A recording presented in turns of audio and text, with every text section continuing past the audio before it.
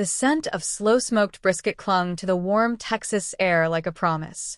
Every Friday afternoon, my backyard came alive with the crackle of hickory, the hum of jazz on the speakers, and the slow build of a crowd drawn by the unmistakable aroma of meat kissed by fire.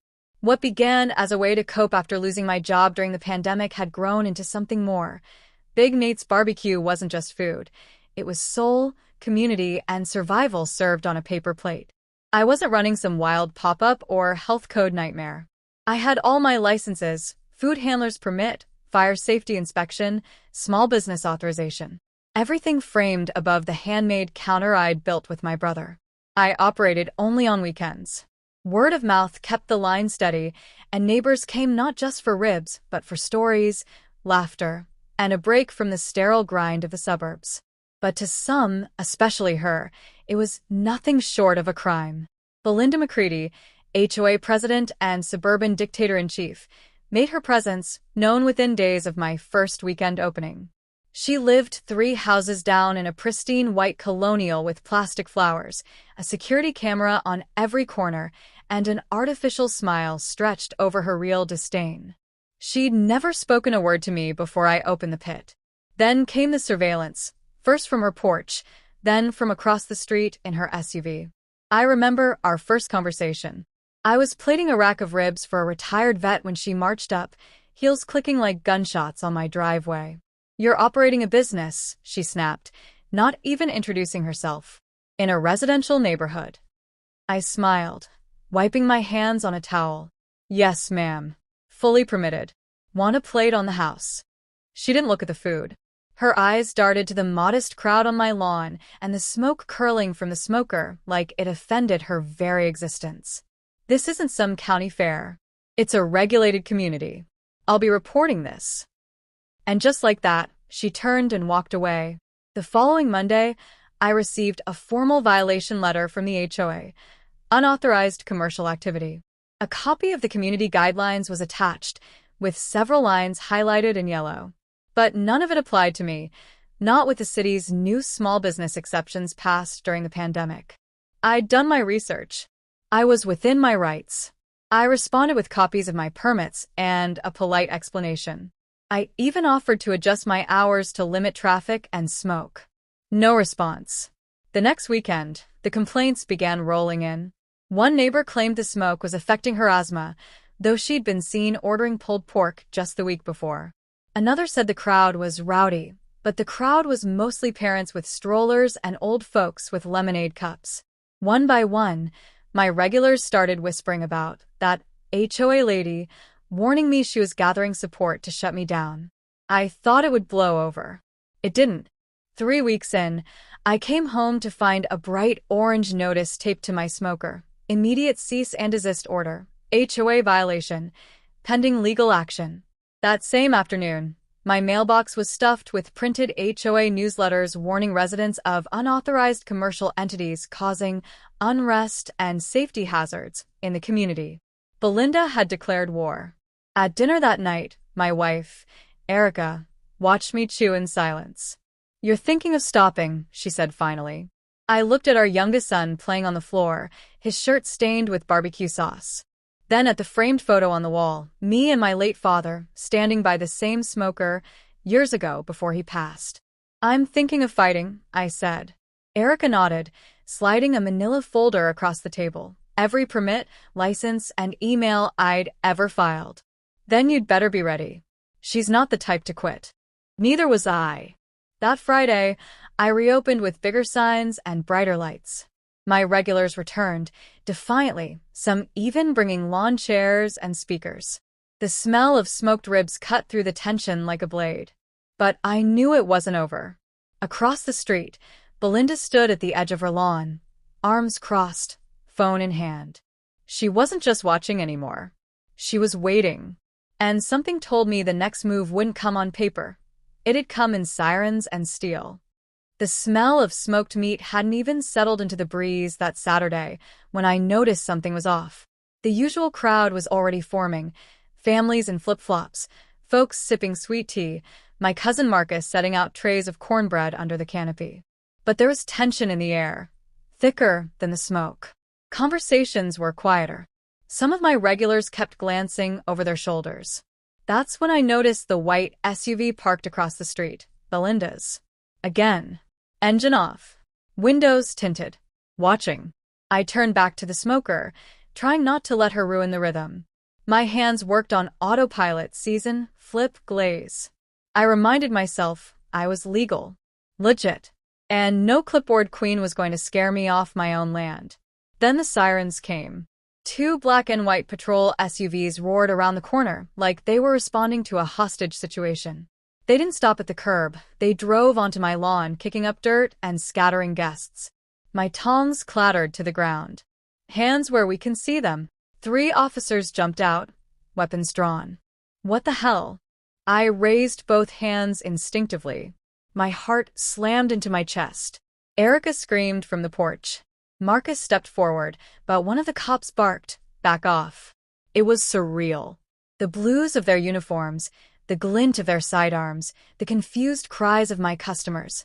Everything moved in slow motion. Turn around. Drop the knife. Knife? I realized they meant the carving blade in my apron pocket.